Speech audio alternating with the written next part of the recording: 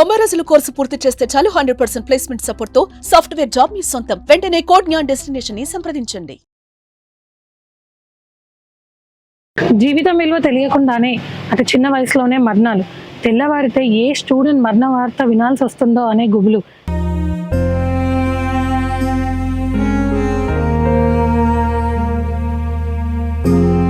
నమస్తే, welcome to Suman TV Kothagudem. ఒక వ్యక్తి తన జీవితంలో ఒక సర్టెన్ ఏజ్ తర్వాత తన చిన్ననాటి విషయాలన్నింటినీ, 10th లో చేసిన అల్లర్లని, ఇంటర్, డిగ్రీలో ఫ్రెండ్స్ తో గడిపిన క్షణాలని, ఎన్నో మధుర స్మృతుల్ని జీవితంలో గుర్తు చేసుకొని ఆనందపడుతూ ఉంటారు. కానీ నేటి సమాజంలో ఇప్పుడు ఉన్న పరిస్థితిలో, ఇప్పుడున్న తరం వారు, ఇప్పుడున్న జనరేషన్ పిల్లలు చదువుకునే వయసు పూర్తి కాకుండానే, యుక్త వయసు రాకుండానే సూసైడ్లు చేసుకొని తిరిగి రాని లోకాలకు వెళ్ళిపోతున్నారు. మరి తప్పు ఎవరిది?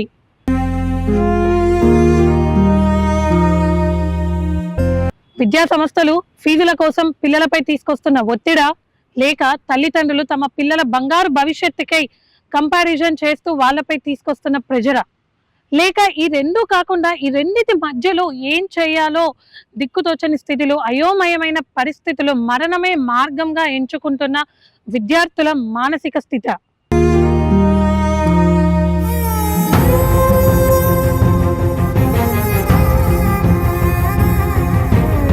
ఎగ్జామ్ డేట్ వచ్చేసింది. పిల్లలందరూ కూడా అనుక్షణం పుస్తకాల పురుగులై 24 గంటలు కూడా చదువులో నిమగ్నం అయిపోయి ఉన్నారు. మరి ఇలాంటి పరిస్థితుల్లో కాలేజ్ ఫీజులు కట్టలేదని కాలేజ్ మేనేజ్మెంట్ ప్రెజర్ చేస్తూ ఉంటే, మరొక వైపేమో కొంతమంది తల్లిదండ్రులు మాత్రం ర్యాంకుల విషయంలో పిల్లల్ని కంపారిజన్ చేస్తూ ప్రెషర్కి గురి చేస్తున్నారు. ఇదిలా ఉంటే ఇంకా కొంతమంది తల్లిదండ్రులు మాత్రం మా పిల్లలు బాగా చదువుకోవాలి అనే ఉద్దేశంతో స్తోమతకి మించి, స్థాయికి మించి కార్పొరేట్ కళాశాలలలో జాయిన్ చేసి లక్షల ఫీజులు కట్టలేని పరిస్థితి. ఇదంతా కూడా చివరగా పిల్లల మైండ్ మీద ఎఫెక్ట్ పడి తప్పుడు నిర్ణయాలకి దారితీస్తుంది. సో ప్రతి ఒక్క తల్లిదండ్రులకు కూడా వాళ్ళ పిల్లల్ని ఒక డాక్టర్ చేయాలని, ఒక ఇంజనీర్ చేయాలని ఉంటుంది కదా. మీరు మేఘనాని ఏ స్థాయిలో చూడాలనుకున్నారు? సాఫ్ట్వేర్ ఇంజనీర్ చేస్తానని ఎప్పటి నుంచో ఉండే. చేసి ఎప్పటికైనా ఏదో ఒకటి చేసి మా ఫ్యామిలీకి అండగా ఉంటానని చెప్పి చాలా ధైర్యం ఇచ్చేది. నీకు నిన్న డాడీ అని చెప్పి ఉండేది. కానీ ఏం జరిగిందో ఏమో తెలియదు, అన్ఎక్స్పెక్టెడ్గా జరిగిపోయింది. మా ఫ్యామిలీకి తీవ్రమైన నష్టం వాటిల్లిపోయింది. అంటే అంత ధైర్యం ఇస్తుంది, ధైర్యంగా ఉంటుందని చెప్తున్నారు కదా. మరి అలాంటి అమ్మాయి ఇంత పిరికి పని అసలు ఎలా చేసింది? అదే మాకు తెలియట్లేదు. అట్లా అని ఆ రోజు లేదు, ఊరికి పోయి వచ్చింది. 1:30కి వచ్చింది. 4 గంటలకు నన్ను అడిగింది నేను హాస్టల్లో ఉంటా అని. నేను వద్దులే అన్న. అయితే నేను నా వల్ల కాదు, మేము ఈ సబ్జెక్ట్ నాకు అర్థం కావట్లేదు అని చెప్పింది. లెటర్ రాసింది. మేము అట్లా పోయి ఎట్లా వచ్చేవరకు 6 గంటలు చేసేసుకుంది. తెల్లవారితే ఏ స్టూడెంట్ మరణ వార్త వినాల్సి వస్తుందో అన్న గుబులు. ఎక్కడి దాకో ఎందుకు, మన భద్రాద్రి కొత్తగూడెం జిల్లాలోనే కొన్ని నెలల వ్యవధిలోనే వివిధ ప్రముఖ కళాశాల నుంచి సూసైడ్ కేసులు వెలుగులోకి వచ్చాయి. మరికొన్ని మరణాలైతే బయటికి రాకుండానే ఒక ప్రశ్నల్లా మిగిలిపోయాయి. మొన్నటికి మొన్న ఒక brilliant student, school topper, college topper, parents నిర్లక్ష్యం వల్లనో, కాలేజ్ యాజమాన్యం నిర్లక్ష్యం వల్లనో ప్రాణాలు కోల్పోయారు. ఇలాంటి కేసులు ఎన్నో ఉన్నాయి. నా కొడుకు అందరికి ధైర్యం చెప్పాడు. మమ్మీ ఇట్లా బతకాలి, అట్లా బతకాలి, మనం ఇట్లా బతకాలి అని అన్నాడు. కానీ నా కొడుకు మాకు దారి చూపెడతాడు అనుకున్నా. 80 అంటే మాకు తెలియదు. కమ్మసత్రంలో మాకు శాలువా కప్పించి కమ్మసత్రంలో సన్మానం చేసిండ్రు త్రివేణి వాళ్ళు యాజమాన్యం. ఎంత మంచి స్కూల్లో నుంచి తీసిండేని కాలేజీలో వేసిన నా కొడుకుని అంతే. మా ఆయనని బతిలాడుకొని నువ్వు అడిగిరా అంటే బాధ్య అందరి పిల్లలతో కండి మన పిల్లగాడు సమానమే కదా, మన ఇంట్లో చెప్పుకొని పంపించుకోవాలి. కాలేజ్ అంటే ఉంటుంది కదా. ఒక్కసారి నేను వచ్చి బతిలాడుకుంటే నా కొడుకుని నీ కొడుకులాగా చూసుకో సార్ అని ఇట్లా చేతిలో చేయి పెట్టి బతిలాడుకుంటాను. నేనే న్యాయం చేయమని అడగాను.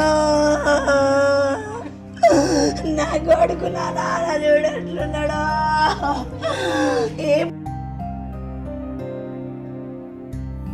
కొన్ని మరణాలైతే బయటికి రాకుండానే ఒక ప్రశ్నల్లా మిగిలిపోయాయి.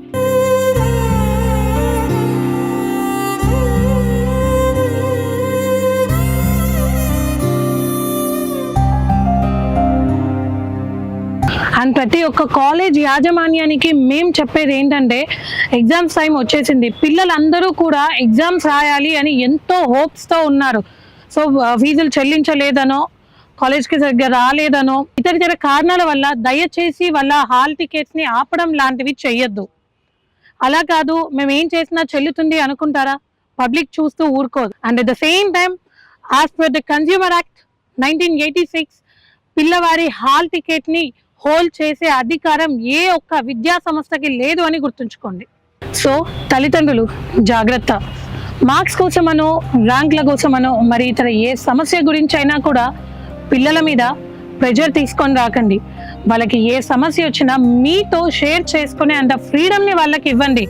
And at the same time వాళ్ళకి ఏ సమస్య వచ్చినా కూడా నేనున్నాను, నేను నీకు తోడుంటాను అనే మానసిక ధైర్యాన్ని వాళ్ళల్లో నింపండి.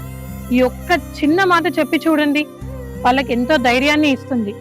వాళ్ళ మానసిక ఒత్తిడిని దూరం చేయడమే కాకుండా మానసికంగా ఎంతో మార్పును తీసుకొని వస్తుంది.